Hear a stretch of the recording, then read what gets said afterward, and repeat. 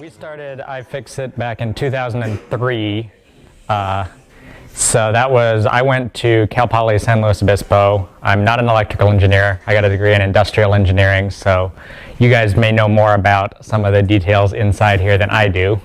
But I've become a combination photographer and at least learned enough to have some clue when it comes to the insides of electronic devices like the iPhone. So I actually just got back this morning from Australia, which I didn't go there for the emus, or the sheep, or the kangaroos. Yeah, you can see the Joey in the pouch there. That's real, I took that photo. But because of the iPhone 5. And why Australia? Why in the world am I flying halfway around the world to buy the new iPhone 5? Well, if you guys know how time zones work, it turns out that Australia, if it's released at 8 a.m. local time, 8 a.m. in Australia is 17 hours sooner than 8 a.m. here. So in Australia, I can have my hands on the iPhone 17 hours sooner. And it seems crazy, but people really care what's inside. There's a lot of eagerness, and from an investor standpoint, there's a whole lot of interest of what's inside. You look at what investors are doing, making, for example, a new fiber optic cable across the Atlantic to shave milliseconds off their trading times. So knowing 17 hours sooner is a huge deal. So I flew over to Australia. This was my first arrival greeting when I got to Australia. If you guys can read that, international rate of 1997 per megabyte applies. Turn on airplane mode. No thank you, AT&T. I will find some other way to access the internet. And worked with a local company there. This is our photo setup. Every time I go there, I leave a few more pieces. So over time, our photo setup's gotten a lot better there. So that's in Melbourne in Australia. One thing that the EEs here may appreciate is compact fluorescent bulbs. Something I've learned is if you take a normal compact fluorescent bulb from the States and take it to Australia, bad things happen when you plug it in and turn it on. So when I was there previously, I had my lights all set up, all working great, things seem great, and then I start smelling something, and I'm thinking, what's going on? And a few minutes later, I hear a big pop, and I see sparks, and then it starts dripping. Turns out you don't want to put 120 volt compact fluorescent bulbs in a 220 volt socket. Lesson learned. So now I have 220 volt fluorescents to go with a 220 volt country, and everything worked great in that regard. So this is to stay awake. Red Bull. It comes with 1 can per day limit. If you've ever read the fine print on your Red Bull cans, this is the big size. And this is, I just found this photo online, a friend sent it to me. This is the people who aren't willing to wait in line. Those are supposedly iPhones all being shipped throughout the world, which is kind of cool to see just how many of them are. The numbers that they're producing and shipping in the first few days is absolutely insane. So here I am standing in line downtown Melbourne in Australia. There was my number. I was 7th in line. They actually upgraded me to 6th, but I thought the 007 number was a lot cooler.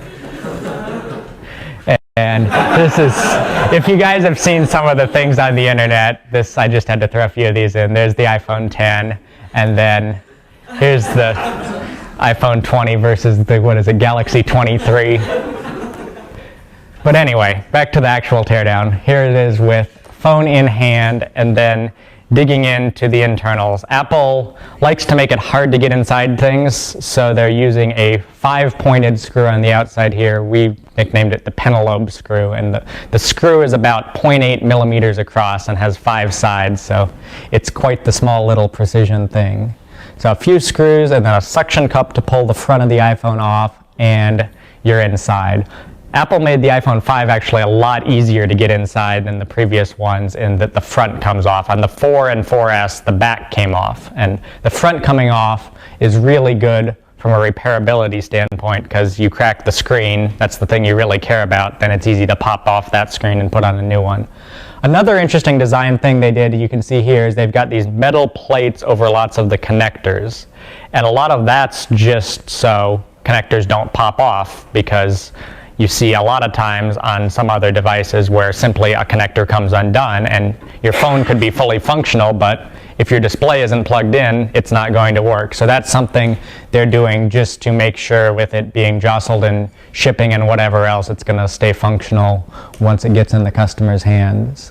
So this is going in, pulling off the display assembly, and there we've got, really after only a few minutes, you can have the display assembly separated, and then you can see the big thing inside there is the battery. And the battery actually hasn't gotten much bigger. I've got some comparison parts here, and you can see they're more or less the same size. I believe it's about 5% bigger capacity.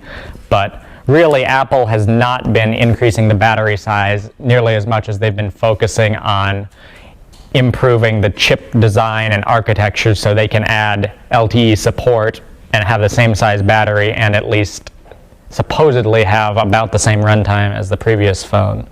So here's pulling out the battery. In this case, the battery, it's interesting that the cells are made in Singapore by Sony and then packed in Japan. It's fascinating to see on these devices just how many companies go into any given piece of electronics that everyone thinks, oh, it's the Apple iPhone. Yes, Apple's the name on the outside of the iPhone, but there's 20 or more companies, all of which have components inside. One fun thing about our teardowns is often the companies who have their parts in the iPhone can't tell the world, I've got a chip in there, or I've got a battery cell in there, or whatever. They may quietly leak things to investors, but at least on an official standpoint, the first time that that gets known to the world is when us or someone else tears it apart. And we're by no means the only person tearing things apart. We're probably the most public of those tearing it apart. But you can be sure that there's guys at Samsung and Nokia and every other major manufacturer doing the exact same thing. They're just not posting them on the internet. So then here we are pulling the main board out. And everyone's always shocked at just how small the main board of the iPhone is compared to the entire device. That really it's only about a third of the width of the phone and pretty thin. All the brains of the iPhone are crammed into that one board, and the real brains here is the A6 processor, which interestingly enough is still manufactured by Samsung. But the one fun thing we did find going through was on the keynote Apple presented, they were showing Samsung RAM in the processor as well. This one, based on the part numbers on the processor, they've switched to Elpida RAM in it. So you wonder if over time Apple's trying to reduce their reliance on Samsung, because as you're probably aware, they don't seem to be getting along so well lately. So here's the main board once it's out. This is after prying off. Apple's got some EMI shields covering all of the chips. Unfortunately, on the iPhone 5, they didn't make them so they'll just pop off, so it was a matter of prying them off. But over on the side here, we've got most of this is wireless related chips here. You've got some Skyworks chips, I think a Navago chip, a TriQuint chip, and then over on this side, you've got the main memory is that big Hynix chip in yellow there. And an interesting one is the purple, the whitish one circled in purple there. That's a package that's made by Murata, but actually inside it, the main chip inside that is a Broadcom chip once you take the cover off. So it's fascinating to see how even at a board level, there's still somebody else's chip inside that package. So you've got a chip sold by Murata, or at least labeled as Murata chip, but really there's a Broadcom chip is the primary chip inside that. And then here's a close-up of your A6 processor from the outside, which is really the main update of this. It'll be interesting to see. This is a dual-core processor, so what Apple did going from the 4S to the iPad is basically they added 2 more cores when they put the A5 into the iPad, because they had more power available on that, so they could add more cores. So this is a dual-core processor. My suspicion would be when we see the iPad 4, or whatever they're going to call it, is the A6X is going to be the 4-core version of the A6 here. And here's the other side of the board. You can see over on the right, those are really the new things of the iPhone, which is your LTE support. which everyone makes a big deal about, but is really not new news. LTE's been around for a while now, but Apple's finally getting around to adding it to their phone. So you've got, I believe both of those are Qualcomm chips. The one on the left in blue is the main LTE chip, and then the purple one is another wireless communication chip. There's a close-up of your Qualcomm chip. And this is one of the places that added a lot of cost from the previous iPhone version, was adding this chip to have the full LTE support on the iPhone 5. And this is the one other main difference between the 4S and the 5. The thing that consumers are really noticing the most is the change in connectors. So Apple went from the 30-pin dock connector we all know and love or hate, depending on your perspective, to their new Lightning connector, which is now an 8-pin connector that's all digital, whereas the 30-pin dock connector had both analog and digital pins in it. So unfortunately, Lightning's still a proprietary connector that's only Apple's thing. The one really nice thing is it is reversible, so no more of the try it, does it work, nope, flip it, try again. It'll go in either way and work just fine. So this is pulling apart the connector just to try to see if there was anything exciting inside. From here it looks suspiciously like the pins on an Ethernet jack, but it's Apple's own design of connector there and seems to be pretty robust. And then here we are, once basically all the components are pulled out, we're left with the back of the phone with a few buttons and other things. Unfortunately, I didn't bring myself a scale, so this is what I was using in Australia, and some Apple engineers probably cringing right now seeing me weighing the new iPhone on a 5-kilogram scale. But the moral of the story here is, if you compare that to that, it's actually incredibly light, and really a lot of their weight savings came from the way they made this back design. And I can pass around, I've got a bunch of components here, I'll pass around some things so you guys can feel them in person. But a lot of the weight savings came from the design of that back, in that the previous glass back by itself is almost as heavy as this entire back enclosure, with all the screw mounts and sides and buttons and everything still in it. And there we are with everything laid out. That's about 6 or 7 hours after the process started. It's done. I was the only person that went to Australia, whereas the rest of our team were out of San Luis Obispo, so they were working on identifying things, editing photos, and such. So we work with a company called ChipWorks. They're a Canadian company, and they have a lot more of the really cool equipment that I can't fit in a suitcase. So that's an ion beam etcher to basically take off layers very selectively. This is a transmission electron microscope.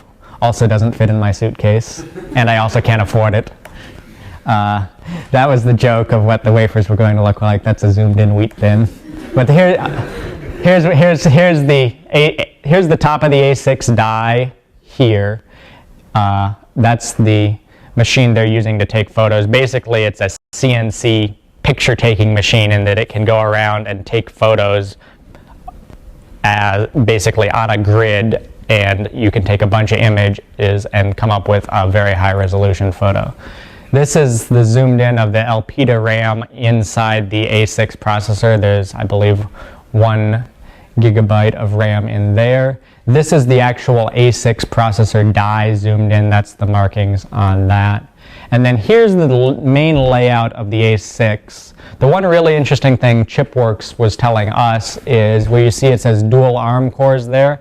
They were saying this was laid out by hand as far as they could tell, and they hadn't seen a processor like this laid out by hand in a long time, because most of the times you use computer software to lay it out. But Apple's basically designing a chip just for them, starting with ARM as the building block, but really it's custom to them.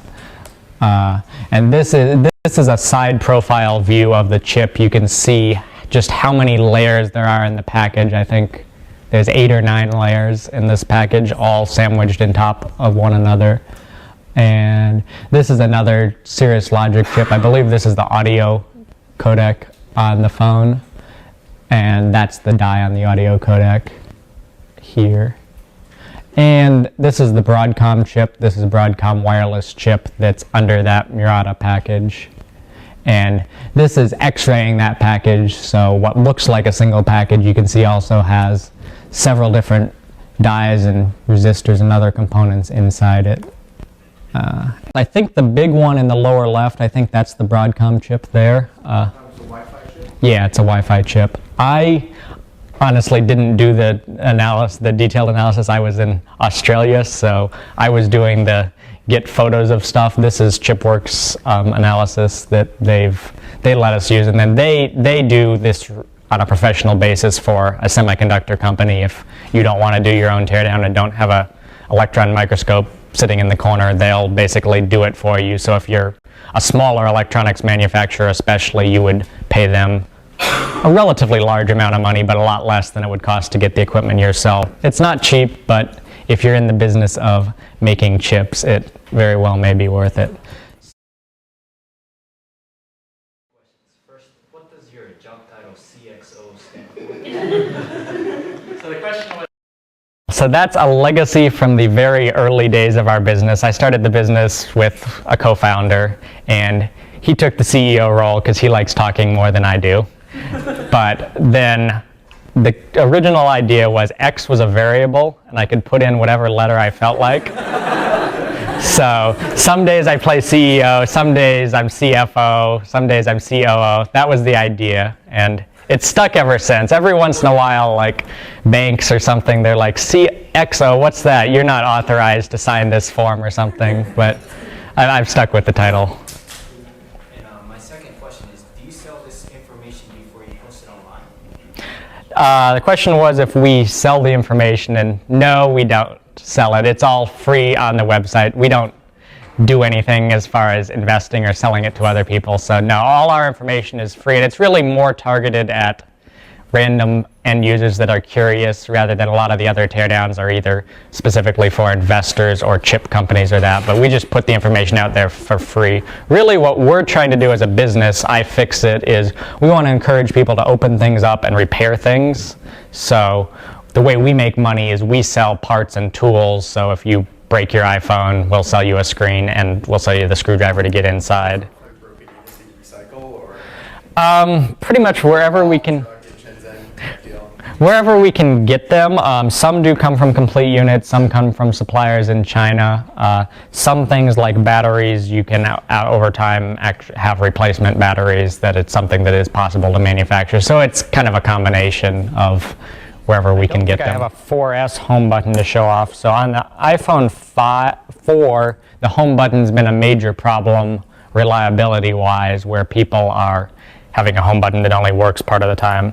On the 5 here, the home button, it's attached to the back of the display with screws, so hopefully that'll stay in better. And then they have basically 2 little contacts that connect the home button down to the main board. So we'll see if it's any better. It's different. Time will tell if it's actually better or not.